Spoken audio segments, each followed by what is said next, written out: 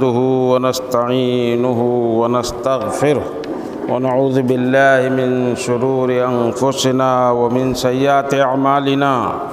من يهده الله فلا مضل له ومن يضلل فلا هادي له وأشهد أن لا إله إلا الله وحده لا شريك له وأشهد أن محمدًا عبده ورسوله أما بعد فإن خير الحديث كتاب الله وخير الهدي هدي محمد صلى الله عليه وسلم وشر الأمور محدثاتها وكل محدثة بدعة وكل بدعة ضلالة وكل ضلالة في النار فأعوذ بالله السميع العليم من الشيطان الرجيم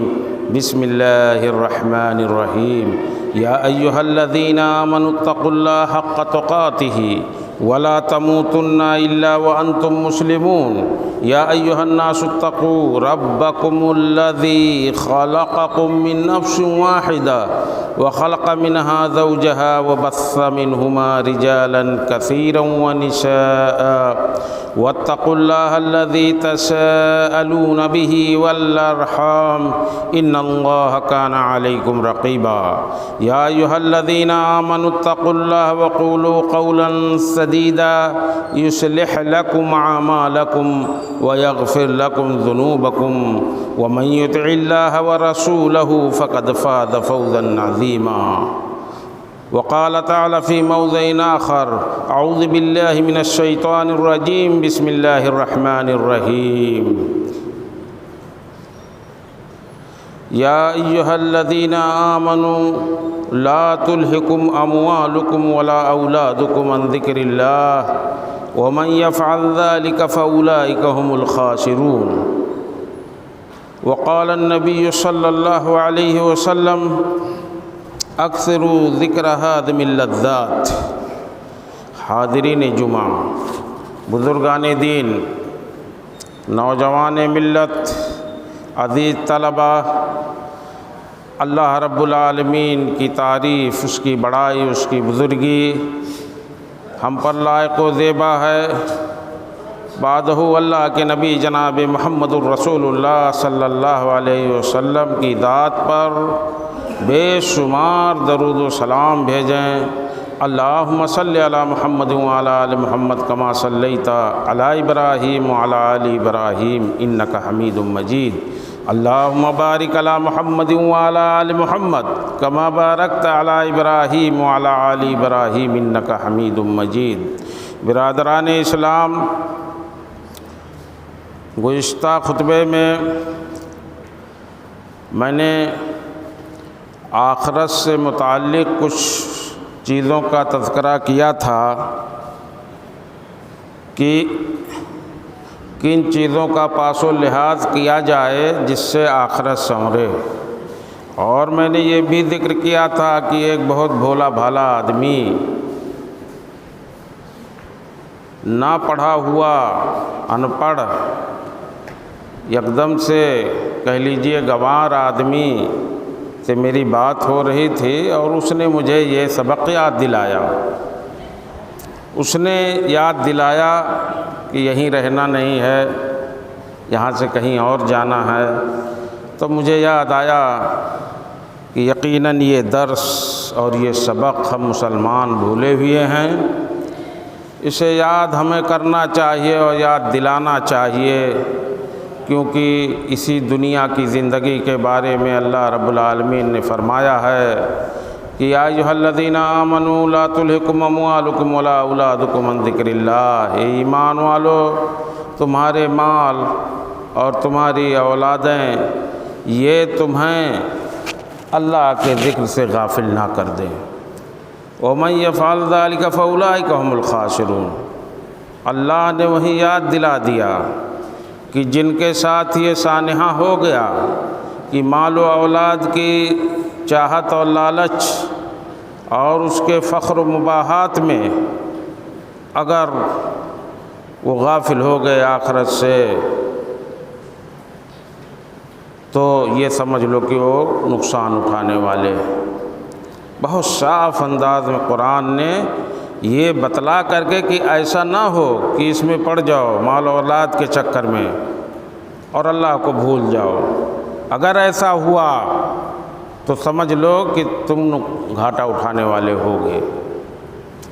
اللہ کے نبی جناب محمد رسول اللہ صلی اللہ علیہ وسلم کی حدیث بھی اسی ضمن میں ہے کہ اللہ کے نبی سے پوچھا گیا کہ اللہ کے نبی کون سے لوگ مسلمانوں میں اچھے ہیں؟ تو اللہ کے نبی نے فرمایا کہ جن کا اخلاق اچھا ہے وہ سب سے اچھے ہیں۔ پھر سوال صحابی نے کیا اللہ کے نبی عقل مند مسلمان کون ہے؟ تو اللہ کے نبی صلی اللہ علیہ وسلم نے فرمایا کہ جو لوگ موت کو کثرت سے یاد کرتے ہیں اور موت کے بعد جو چیز کام آئے گی اس کی تیاری کرتے ہیں، اولئک ھم الاقیاس، وہی لوگ عقل مند لوگ ہیں مسلمانوں میں۔ یہ معیار اللہ کے نبی صلی اللہ علیہ وسلم نے بتلایا کہ عقل مند یہ لوگ ہیں۔ گزشتہ خطبے میں یہی بات آئی تھی کہ اگر آخرت کو سنوارنا ہے اور یہاں سے جس گھر جانا ہے جو دائمی گھر ہے اس گھر کو بنانا ہے تو کچھ چیزوں کا لحاظ کرنا ہوگا، کچھ چیزوں کو بروئے کار لانا ہوگا اس دنیا میں، اور اسے اپنے جو ہے نصب العین اسے سمجھنا پڑے گا، اپنے آنکھوں کے سامنے رکھنا ہوگا اور اسی کے تناظر میں، انہی کے تناظر میں زندگی گزارنا ہوگا، تو زندگی آپ کی کامیاب ہوگی اور آخرت یقیناً سنورے گا، کیونکہ یہ آخرت ہی کو سنوارنے والی چیزیں ہوں گی۔ سب سے پہلے علماء نے ذکر کیا تھا کہ موت کو اگر بندہ یاد کرتا رہے اس دنیا میں، اور وہ ایسی اٹل حقیقت ہے، کل نفس ذائقۃ الموت، ہر نفس کو موت کا مزہ چکھنا ہے، اس سے کسی کو چھٹکارا نہیں، تو پھر اس سے غفلت کیوں؟ اس سے غفلت نہ برتے اگر مسلمان تو آخرت اس کی سنورے گی۔ اسی ضمن میں تو اللہ کے نبی صلی اللہ علیہ وسلم نے فرمایا کہ اکثروا ذکر ہاضم اللذات، دیکھو لذتوں کو ختم کرنے والی چیز اگر کوئی چیز ہے، دنیا کے عیش و عشرت میں نہ پڑو اور اس سے دوری بنائے رہو، اس سے اگر کوئی چیز تمہیں بچا سکتی ہے تو موت ہے۔ اللہ کے نبی نے اسی لیے فرمایا کہ لذتوں کو کاٹ دینے والی، ختم کرنے والی چیز کو یاد کرو زیادہ سے زیادہ۔ تو پہلی چیز ذکر کیا گیا تھا، گزشتہ خطبے میں یہ بات ہو گئی تھی تفصیل سے کہ موت کو یاد کرے بندہ، آخرت سنور جائے گی۔ اور دوسری چیز یہ بتلائی گئی تھی قبر کو یاد کرے، جب قبر پہ جائے تو یاد کرے، قبر پر جائے تو گپ سڑاکے نہ کرے، دنیا بھر کی باتیں نہ کرے۔ وہ ایسی منزل ہے جہاں حانی مولا جو غلام ہیں وہ عثمان غنی رضی اللہ تعالیٰ عنہ کے، وہ عثمان غنی جنہیں جنت کی بشارت دنیا میں دی گئی، جو ذو النورین تھے اللہ کے نبی صلی اللہ علیہ وسلم کی دو بیٹیاں ایک کے بعد دیگرے، جب ایک کی موت ہو گئی تو دوسری بیاہی گئیں، اسی لیے دو نور والا کہا گیا آپ کو۔ وہ سخی صحابہ میں جنہوں نے اتنا زیادہ جو ہے اللہ کے راستے میں خرچہ کیا، میٹھا کنواں جو یہودی کے اس میں تھا اس کو خرید کر کے مسلمانوں کے لیے وقف کیا۔ تبوک کے موقع پر جب بجٹ نہیں بن رہا تھا جنگ کا اور نکلنا ضروری تھا، رومیوں کا محاصرہ کرنا تھا، رومیوں سے ٹکر لینا تھا، ورنہ رومی یہاں دھمک پڑتے مدینے پر، تب پیسے کی کمی تھی، فصل تیار تھی کاٹنے کے لیے، مدینے میں جو فصل ہوتی تھی کھجور کی یا جو چیزیں تھیں، گیہوں جو وغیرہ وغیرہ سب تیار پڑی تھیں، کچھ نہیں تھا مسلمانوں کے گھروں میں۔ عثمان غنی لا کر کے اتنا زیادہ درہم اللہ کے نبی صلی اللہ علیہ وسلم کے سامنے رکھ دیا، کھول دیا گٹھری جھولا۔ اللہ کے نبی صلی اللہ علیہ وسلم خوشی کے مارے اس پہ ہاتھ ایسے مار رہے ہیں، ہاتھ اس پر مار رہے ہیں ایسے، اس درہم پر، دینار درہم پر ہاتھ چلا رہے ہیں خوشی کے مارے، اور کہتے ہیں ما ضر عثمان ما فعل بعد هذا اليوم، یاد رکھو عثمان کو اب کوئی چیز نقصان پہنچانے والی نہیں ہے، جو بھی عثمان کرے اب۔ یہ اللہ کے نبی صلی اللہ علیہ وسلم نے بشارت دی تھی عثمان غنی کو، اور ان کا حال یہ تھا اپنے حال سے، اور ان صحابہ کو جن کو جنت کی بشارت دی گئی تھی ان کے حال سے موازنہ کیجئے۔ جب قبر پہ کھڑے ہوتے تھے تو روتے تھے۔ ہانی آپ کے غلام میں کہتے تھے کہ آپ کے سامنے جنت جہنم کا تذکرہ کیا جاتا ہے تو آپ نہیں روتے ہیں، یہ قبر دیکھ کر کے آپ کیوں زار و قطار روتے ہیں؟ آپ کی داڑھیاں جو ہے بھیگ جاتی ہیں، آنسو نیچے ٹپکنے لگتا ہے زمین پہ۔ تو کہا کہ میں نے اللہ کے نبی صلی اللہ علیہ وسلم کو سنا ہے کہتے ہوئے، آپ نے فرمایا کہ آخرت کی منزل میں سے پہلی منزل اور سب سے سخت منزل یہ قبر ہے۔ اگر یہاں بندہ پھنس گیا اور یہاں جو ہے پھنس گیا اور اس کا حساب کتاب ٹھیک نہیں نکلا تو آنے والے آخرت کی اور منزلیں بہت اور زیادہ سخت ہوں گی، اس لیے میں اس کو یاد کر کے رو رہا ہوں۔ اسی طرح سے اللہ کے نبی صلی اللہ علیہ وسلم نے فرمایا تھا کہ قبروں کی زیارت کرو۔ شروع اسلام میں آپ نے قبروں کی زیارت سے منع کر دیا تھا، نئے نئے مسلمان ہوئے تھے، 360 بت خانہ کعبہ میں تھے، بتوں کی محبت، غیر اللہ کی محبت دلوں میں جو ہے مکہ والوں کے اور عرب کے تھی، اس لیے اللہ کے نبی صلی اللہ علیہ وسلم نے فرمایا تھا کہ جو ہے دیکھ ساری برائیوں کی جڑ تو قبر ہے۔ شیطان انہی بزرگوں کو یاد دلا کر کے انہی کو کر کے نوح علیہ السلام کی قوم کو اور وغیرہ سب کو جو ہے بھڑکایا اور جو ہے ضلالت و گمراہی حتیٰ کہ شرک میں مبتلا کر دیا تھا۔ تو اللہ کے نبی صلی اللہ علیہ وسلم کو پتہ تھا، اس لیے منع کیے تھے قبروں کی زیارت سے۔ لیکن بعد میں اللہ کے نبی صلی اللہ علیہ وسلم نے آخرت کو یاد دلانے کے لیے آپ نے فرمایا کنت انہاکم عن زیارت القبور فزوروها فانها تذکرکم الآخرہ، میں نے شروع اسلام میں تمہیں قبروں کی زیارت سے منع کیا تھا، لیکن اب اجازت دیتا ہوں کہ جاؤ قبروں کی زیارت کرو، اس لیے کہ یہ قبریں تمہیں آخرت یاد دلائیں گی، تم آخرت اس سے یاد کرو گے۔ دوسری حدیث میں ہے کہ قبروں کی زیارت کا مقصد یہ ہے کہ یہ دل کو نرم کریں گی قبریں، اور ان کی زیارت اور جو ہے آخرت کو یاد دلائیں گی، آنکھوں میں آنسو لائیں گی۔ یہ مقصد اللہ کے نبی صلی اللہ علیہ وسلم نے فرمایا۔ تو یہ چیزیں جو ہے بیان کی گئی تھی کہ کتنا اہم معاملہ، اگر قبر پہ جائے بندہ اور قبر کو دیکھ کر کے آخرت یاد کرے اور سوچے ہمیں بھی اس میں جانا ہے۔ میں نے یہ بھی ذکر کیا تھا کہ بعض اسلاف کرام ایسے تھے کہ وہ اپنے گھروں میں قبر کھود کر کے اور اس میں جا کے سوتے تھے تاکہ آخرت یاد رہے، بھولے نہ قبر، اور اس آخرت کو یاد کرنے کے لیے کہ یہ منزل پہلی منزل ہے۔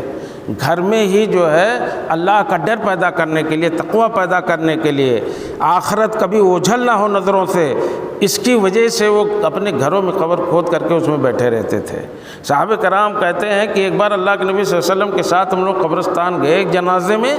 اللہ کے نبی جناب محمد الرسول اللہ صلی اللہ علیہ وسلم گئے اور لحد کھودا جا رہا تھا، قبر میں ڈالا جا رہا تھا مردے کو۔ اللہ کے نبی صلی اللہ علیہ وسلم قبلے کی طرف رخ کر کے بیٹھ گئے۔ اللہ کے نبی صلی اللہ علیہ وسلم کبھی آسمان کی طرف دیکھتے تھے اور کبھی زمین کی طرف دیکھتے تھے، کبھی آسمان۔ 3 بار راوی کہتے ہیں کہ 3 بار ایسا اللہ کے نبی صلی اللہ علیہ وسلم نے کیا۔ اور ایک لکڑی تھی اللہ کے نبی صلی اللہ علیہ وسلم کے ہاتھ میں، اس سے کچھ زمین پہ ایسے خط بنا رہے تھے، کچھ ایسے گوند رہے تھے، اور اللہ کے نبی صلی اللہ علیہ وسلم اس طرح سے خاموش بیٹھے تھے۔ صحابہ کہتے ہیں کہ ہمارے سروں پہ جیسے ایسے ہم لوگ خاموش بیٹھے تھے کہ آ کے چڑیا بیٹھ جائے، اس قدر ساکت تھے، نہ کسی میں حرکت نہ کچھ۔ تو یہ کیفیت ہوتی تھی صحابہ کی، اللہ کے نبی صلی اللہ علیہ وسلم کی۔ قبروں پر جب جاتے تھے گپ سڑاکے نہیں لگاتے تھے۔ اس بات کو یاد کرنا چاہیے کہ قبر آخرت یاد کرنے کی جگہ ہے، ہنسنے کی، ٹھٹھے مارنے کی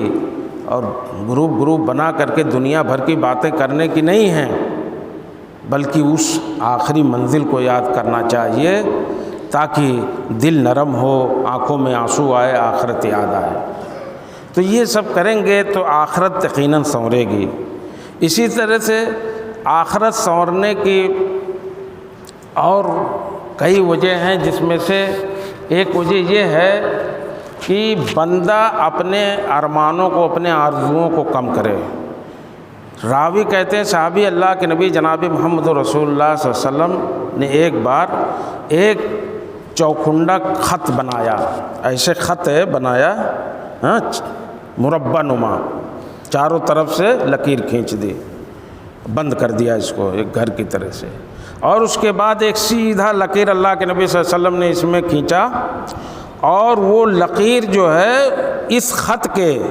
جو دائرہ بنا ہوا تھا اس کے باہر نکال دیا تیر کی طرح سے، اور اس کے بعد یہاں جو ہے اس کے اندر ایک اور لکیر ایسے بنایا، اور اس لکیر کے کنارے کئی لکیریں چھوٹی چھوٹی بنائیں۔ تو اللہ کے نبی صلی اللہ علیہ وسلم نے فرمایا کہ یہ جو مربع نما جو میں نے بنایا ہے ایک گھر کی طرح سے، جیسے مسجد ہے مربع نما اور دیواریں ہیں چاروں طرف سے، اس طرح سے فرمایا کہ یہ جو ہے جو میں نے بنایا ہے اور چاروں طرف سے یہ جو دیوار ہے، یہ جو خط بنایا ہوں، یہ جو ہے اجل ہے انسان کی، اور انسان یہ اندر جو خط ایک بنایا ہوں یہ انسان ہے، اور یہ اس کی جو ہے موت ہے، اس کا حد ہے، اس کے پار جو ہے نہیں جائے گا، یہی ہے اور گھیرا ہوا ہے۔ لیکن یہ ایک خط جو ہے جو باہر نکلی ہوئی ہے وہ اس کے ارمان ہیں، اس کی آرزوئیں ہیں، یہ خط پار کر کے اس کی موت کا جو خط ہے لکیر، اس لکیر کو پار کر گئی ہے دوسری لکیر جو ارمان ہیں، جو آرزوئیں ہیں، اور جو چھوٹی چھوٹی اس میں حادثات، اللہ کے نبی نے فرمایا کہ یہ حادثات جو انسان کے ساتھ گھٹتے ہیں، کبھی یہ اس کو پا لیتا ہے، اس سے چھٹکارا پاتا ہے تو دوسرا اس کو ڈس لیتا ہے، اور اسی طرح سے پھر وہ اسی دائرے کے اندر ختم ہو جاتا ہے انسان۔ لیکن جو آرزوئیں اس نے پالی ہیں، اتنا لمبا چوڑا اس نے جو اپنے ارمانوں کو بڑھا لیا ہے، وہ ختم نہیں ہوتی ہیں،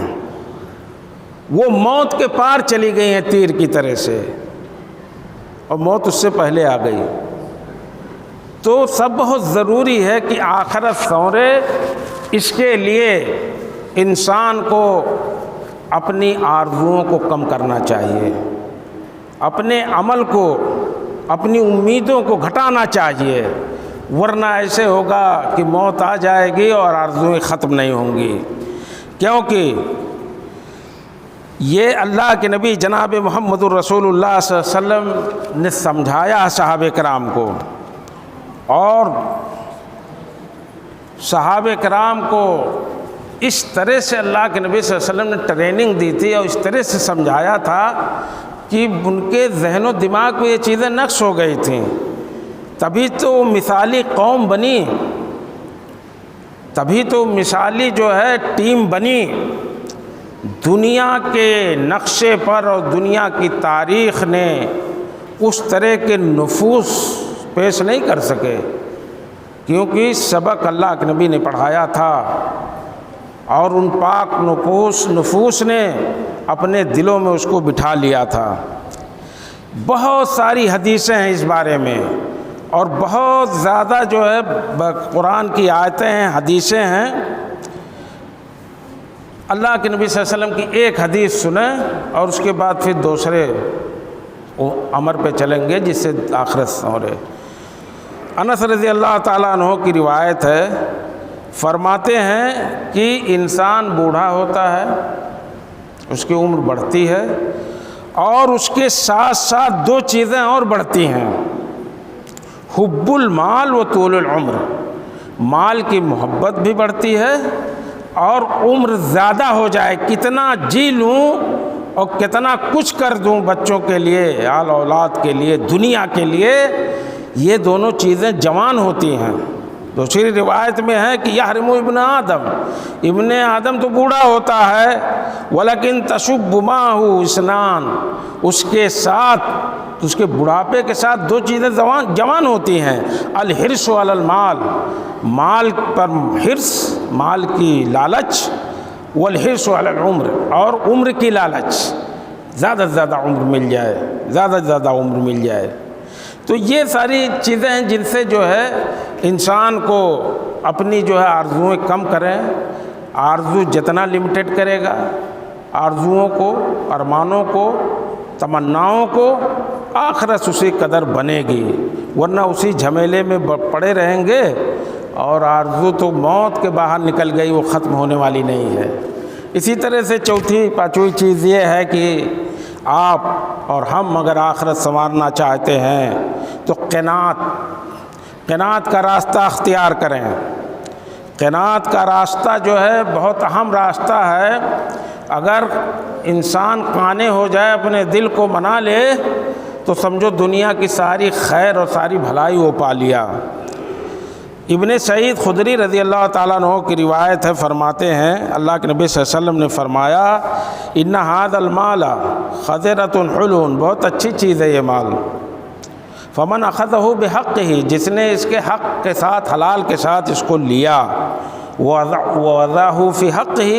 اور صحیح جگہ پہ خرچ کیا، جہاں خرچ کرنا چاہیے مال کو صحیح جگہ سے کمایا اور صحیح جگہ خرچ کیا، یقیناً اچھی چیز ہے۔ یہ اللہ کے نبی صلی اللہ علیہ وسلم نے فرمایا فنعم المعونۃ، تو کیا ہی بہترین چیز ہے۔ ومن اخذہ بغیر حقہ، لیکن اس کا دوسرا پہلو یہ ہے، اس پر مستقل ایک خطبہ ہو سکتا ہے انشاءاللہ، موقع ملے گا تو مال کیا ہے، مال کیسے کمانا چاہیے، اس کا صرفہ کیا، کیسے خرچ کرنا چاہیے، اور اسلاف کے اقوال کیا ہیں، اس کے بارے میں وقت ملا تو انشاءاللہ اس پہ بات ہوگی کسی خطبے میں۔ تو اللہ کے نبی صلی اللہ علیہ وسلم نے فرمایا کہ دوسرا اس کا پہلو یہ ہے کہ جس نے بغیر حق کے حرام اور غصب سے مال کو حاصل کیا، کالذی یاکل ولا یشبع، بخاری مسلم کی روایت ہے، وہ اس کی مثال اس شخص کی طرح ہے جو کھاتا تو ہے لیکن پیٹ نہیں بھرتا، وہ آسودہ نہیں ہوتا ہے، کھاتا کو پیٹ بھر کے۔ اسی طرح سے ہے جو مال غصب کر کے حرام سے کماتا ہے، اللہ کے نبی صلی اللہ علیہ وسلم نے فرمایا کہ وہ شخص ایسے ہی ہے جو کھائے خوب لیکن پیٹ نہ بھرے۔ اسی طرح سے آخرت کو سنوارنے والی چیزوں میں سے ایک چیز یہ ہے کہ جن کو موت کا عالم طاری ہو، جانکنی کا عالم، اس منظر کو یاد کیجئے۔ جب جانکنی کا عالم آ جائے، اس کا نقشہ قرآن مجید نے کھینچا، اللہ رب العالمین فرماتا کلا اذا بلغت التراقیہ، ہرگز نہیں ایسا نہیں ہوگا۔ اذا بلغت التراقیہ، جب روح اور جان آ کے اسی ہسلی، تراقی کہتے ہیں اسی ہڈی کو جو گلے کے پاس ہے، اس میں جب آ کے روح پھنس جائے گی نا، جان انسان کی، اللہ کہتا ہے وقیل من راق، اور کہا جائے گا ہے کوئی، چاروں طرف دیکھو، ہے کوئی جھاڑ پھونک کر کے بچانے والا، آج کوئی کام آئے گا، ہے اگر تو بلا لو اس کو، اور آئے جھاڑ پھونک کرے، دکھائے اپنا ہنر اور بچا لے اللہ کے اس عذاب سے،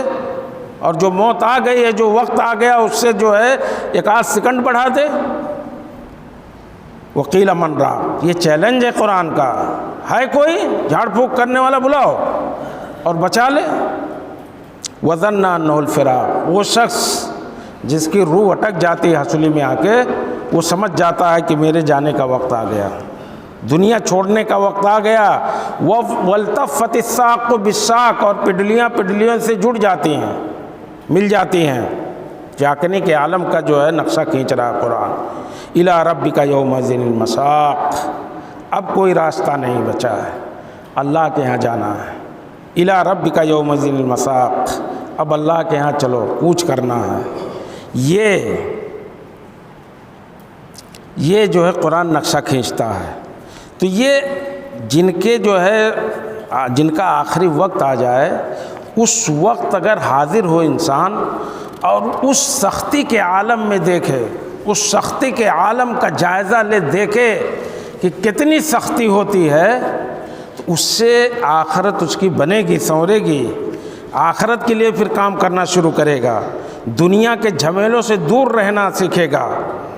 بہت سختی کا عالم ہوتا ہے۔ سرور کائنات جناب محمد رسول اللہ صلی اللہ علیہ وسلم جن کے اگلے پچھلے گناہ معاف کیے گئے تھے، آخری وقت آتا ہے، کبھی چہرہ کھولتے ہیں، کبھی ڈھکتے ہیں، کبھی چہرہ کھولتے ہیں، اتنی بے چینی ہے۔ اللہ کے نبی صلی اللہ علیہ وسلم فرماتے ہیں کہ سبحان اللہ، موت کی بہت زیادہ سختی ہے، موت کی بڑی بے انتہا سختی ہے، بڑی سختی ہے موت کی۔ یہ اماں عائشہ فرماتی ہیں کہ اللہ کے نبی صلی اللہ علیہ وسلم بے چین تھے، چہرہ ڈھانکتے، پھر کھولتے، پھر چادر ڈالتے، پھر کھولتے، وہ کہتے کہ موت کی سختی برداشت کرنے کے لائق نہیں ہے۔ یہ اللہ کے نبی جناب محمد رسول اللہ صلی اللہ علیہ وسلم کا حال تھا۔ تو اس حال کو بڑی حدیثیں ہیں اور بڑی لمبی ایک مستقل خطبہ ہوگا، لمبی لمبی حدیثیں ہیں اور قرآن کے آیات ہیں اس پر۔ بس اتنا جان لیں کہ جن کے حالات ایسے ہوں اور آخری وقت چل رہا ہو، موت آ کے گلے میں پھنسی ہو روح، اس کے جاکنی کا عالم دیکھو۔ اللہ کہتا ہے کہ کوئی کام نہیں وہاں دے گا، اور پھر چیلنج کرتا کہ کوئی ہو تمہارا مددگار تو بلاؤ، جھاڑ پھونک کرے اور بچائے، نہیں بچا سکتا۔ تو اس عالم کو یاد کریے اور سوچئے کہ ہمارے ساتھ بھی یہ ہونا ہے۔ انسان یہ یاد کرے، یقیناً آخرت اس کی سنورے گی۔ اس کے بعد کچھ اور چیزیں ہیں جن کی طرف جو ہے توجہ دلاؤں گا، اگر ان پر انسان غور کرے گا اور ان کو عمل میں لائے گا تو یقیناً آخرت سنورے گی۔ بہت اہم چیز ہے، غور سے سنیے۔ جب بندے کی موت ہو جاتی ہے تو جاکنی کا عالم تھا، جب اب موت ہو گئی، جنازہ تیار ہو گیا اور جنازے کو اٹھا کر کے کندھوں پر جب لے جا رہے ہیں، اس عالم کو یاد کیجئے۔ ہم لوگ بھی کندھا دیتے ہیں اپنے عزیزوں کو، اپنے لوگوں کو، اپنے گاؤں والوں کو، اپنے بھائیوں کو کندھا دیتے ہیں۔ آج ان کی باری ہے، کل ہماری باری ہے، اس کو یاد کریں۔ اگر یہ یاد کرے گا بندہ تو یقیناً وہ آخرت کے لیے کام کرے گا اور آخرت کو سنوارے گا۔ وہ بہت اہم منظر ہوتا ہے۔ اللہ کے نبی جناب محمد رسول اللہ صلی اللہ علیہ وسلم کی ایک دو حدیثیں سن لیں اس معاملے میں۔ ابو سعید خدری رضی اللہ تعالیٰ عنہ کی روایت ہے، اللہ کے نبی صلی اللہ علیہ وسلم نے فرماتے ہیں کہ اذا وضعت الجنازہ فاحتملها الرجال على اعناقهم، جب جنازہ رکھ دیا جاتا ہے چارپائی پر اور لوگ اس کو اپنے کندھوں پر اٹھا لیتے ہیں، فإن كان صالحا، اگر وہ جنازہ، وہ انسان مرنے والا نیک ہے، نیک تھا، تو اللہ کے نبی صلی اللہ علیہ وسلم فرماتے ہیں، وہ کہتا ہے قدمونی قدمونی، کتنا دھیرے چلتے ہو تم لوگ، جلدی لے چلو، مجھے اپنی منزل پہ پہنچا دو۔ میری جو اصل اور دائمی منزل ہے، جہاں نعمتیں اللہ کی تیار ہیں ہمارے لیے، وہاں جلدی لے چلو، کیوں آہستہ آہستہ چلتے ہو؟ قدمونی قدمونی، مجھے جلدی لے چلو۔ یہ اللہ کے نبی صلی اللہ علیہ وسلم نے فرمایا۔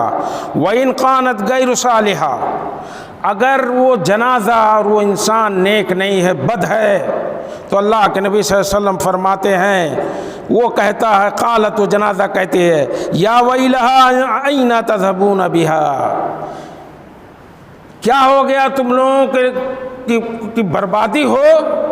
تم ہمارے اپنے لوگ ہو، کہاں لے کے مجھے جا رہے ہو؟ جنگل بہار میں پھینکنے، اس سنسان جگہ پر چھوڑ کر کے مجھے آ جاؤ گے جہاں کوئی نہیں ہوگا؟ بربادی ہو تم لوگوں کی، کہاں لے جا رہے ہو مجھے، کہاں چھوڑنے جا رہے ہو؟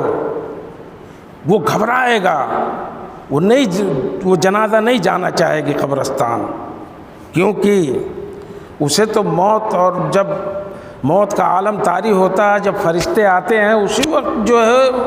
اسے خوشخبری مل جاتی ہے۔ جو نیک ہوتا ہے اس کو لالچ دیتے ہیں، یا ایھا النفس المطمئنہ، اے نیک روح تو نکلا، تیرے لیے اللہ کی خوشنودی ہے، تیرے لیے جنت کی نعمتیں ہیں، جیسے بچے کو پچکارتی ہے ماں، اسی طرح سے جو فرشتے حاضر ہوتے ہیں نیک روح کو پچکارتے ہیں، تب وہ نکلتی ہے جسم سے باہر، اور اس کو پھر جو کپڑا خوشبو والا لے کے آتے ہیں جنت کا، اس میں لپیٹتے ہیں اور لے کے جاتے ہیں۔ جنت کے دروازے کھلتے ہیں، سب لوگ پوچھتے ہیں فرشتے کہ یہ کون سی روح ہے؟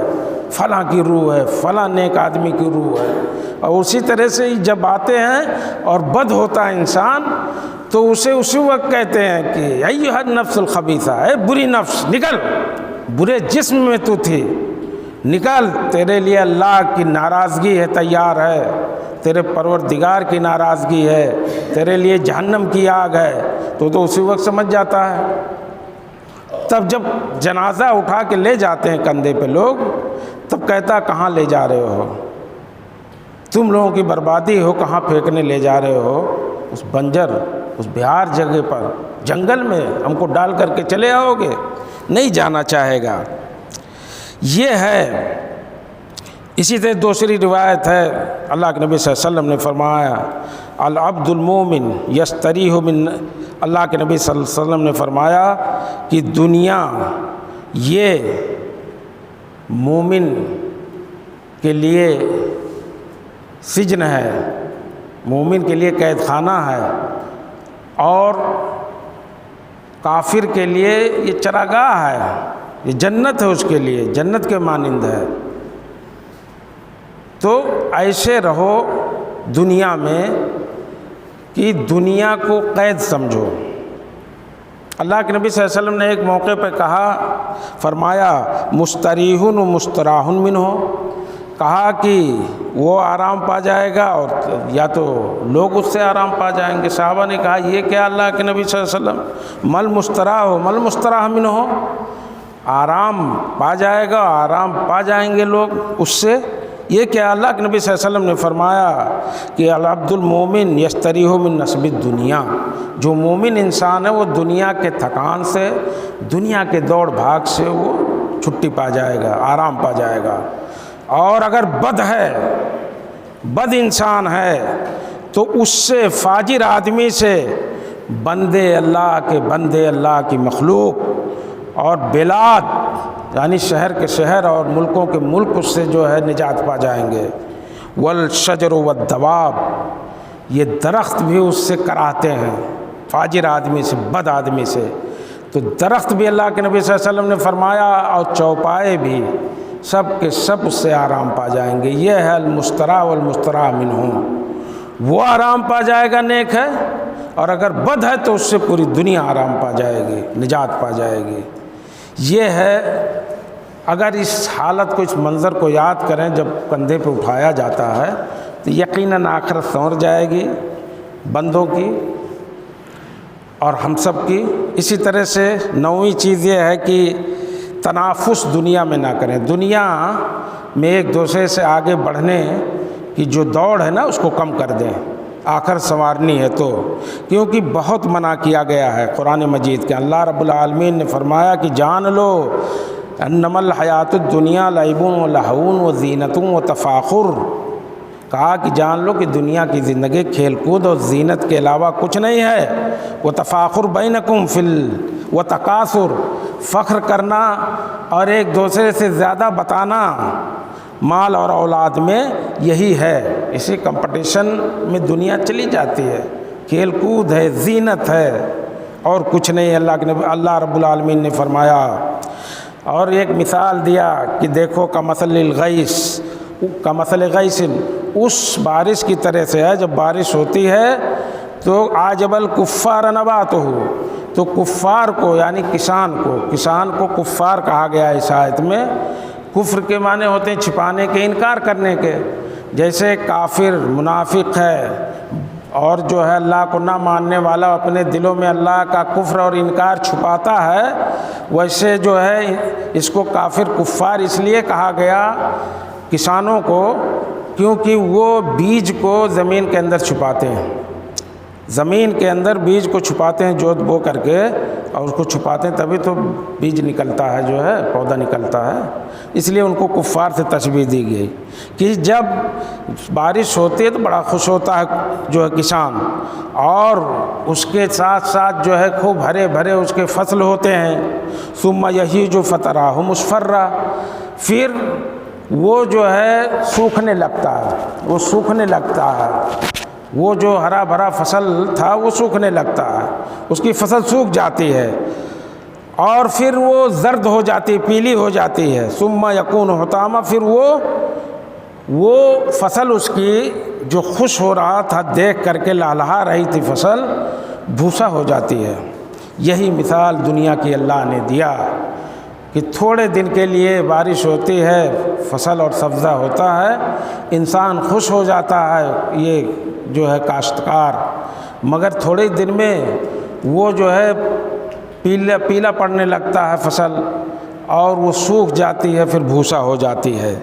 یہی حال جو ہے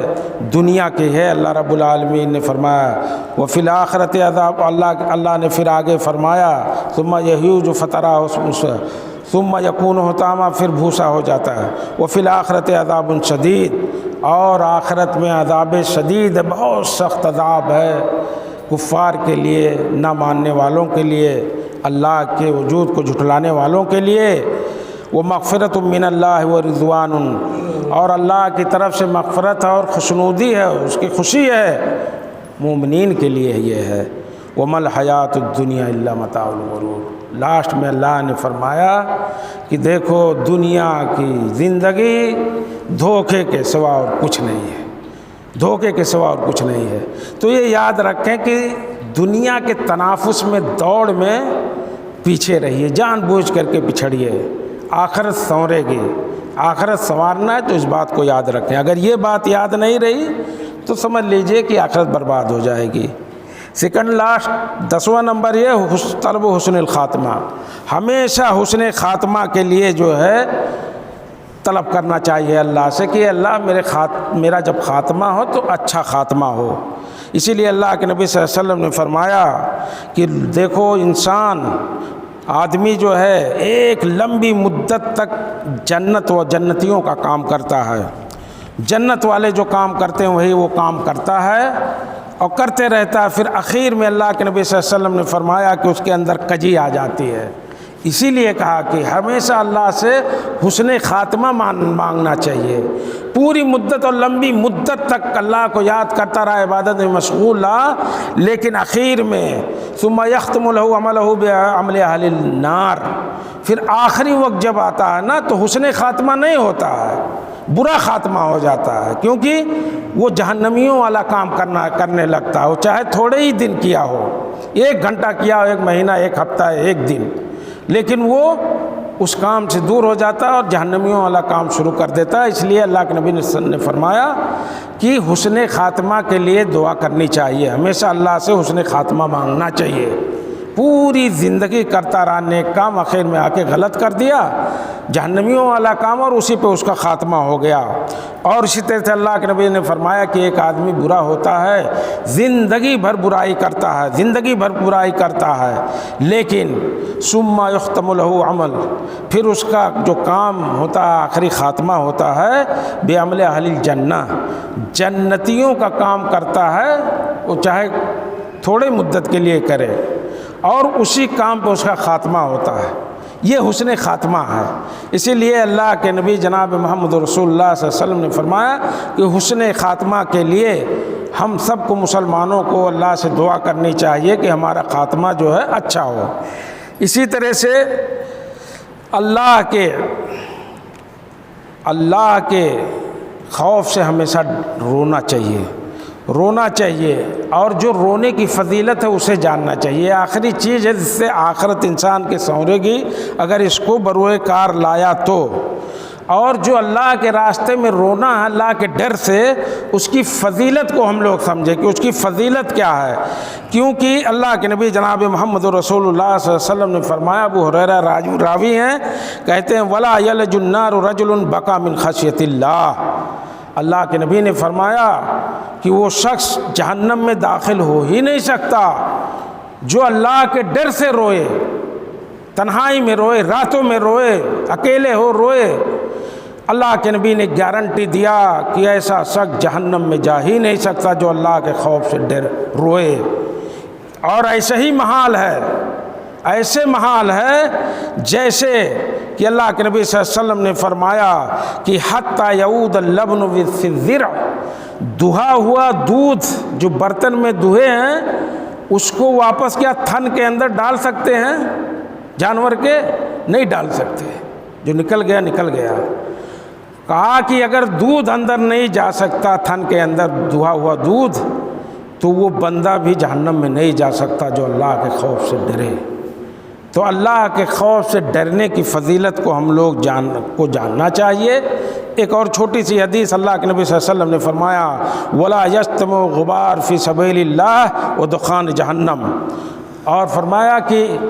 اللہ کے راستے میں اگر گرد غبار اڑایا، اللہ کے راستے میں لڑائیاں کی ہیں، اللہ کے کلمے کے لیے اور اسلام کے جھنڈے کو بلند کرنے کے لیے غبار اڑایا ہے، جب جنگیں ہوتے تو غبار اڑتا ہے نا، گرد غبار، تو اللہ کے نبی صلی اللہ علیہ وسلم نے فرمایا کہ غبار اللہ کے راستے میں جو اڑا ہے وہ اور جہنم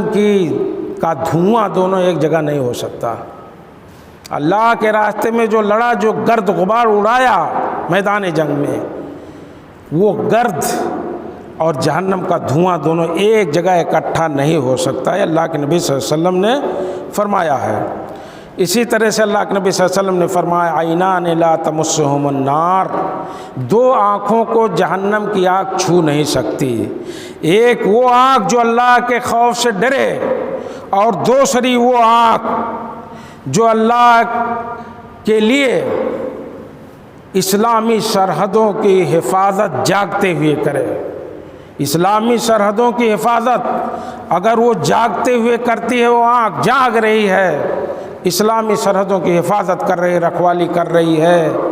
تو اس آنکھ کو اللہ کے خوف سے رونے والی آنکھ کو جہنم کی آنکھ چھو نہیں سکتی۔ اللہ کے نبی صلی اللہ علیہ وسلم کی گارنٹی ہے، صحیح حدیث ہے۔ تو اللہ کے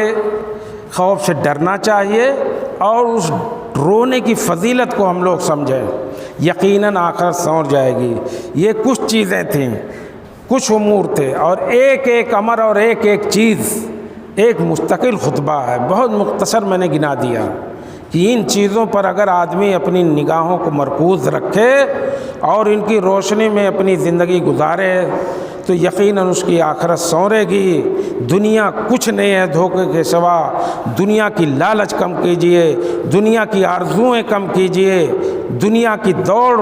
میں جو ہے پیچھے رہیے، آخرت کی دوڑ میں آگے بڑھیے۔ ان چیزوں کو ہم اپنی زندگیوں میں بروئے کار لائیں۔ اللہ رب العالمین ہمیں اس کی توفیق و طاقت عطا فرمائے۔ وآخر دعوانا ان الحمدللہ رب العالمین، وصلی اللہ علی نبینا محمد۔ بارک اللہ لی ولکم فی القرآن العظیم، ونفعنی وإیاکم بالآیات والذکر الحکیم، انہ تعالی جواد کریم ملک بر رؤوف الرحیم۔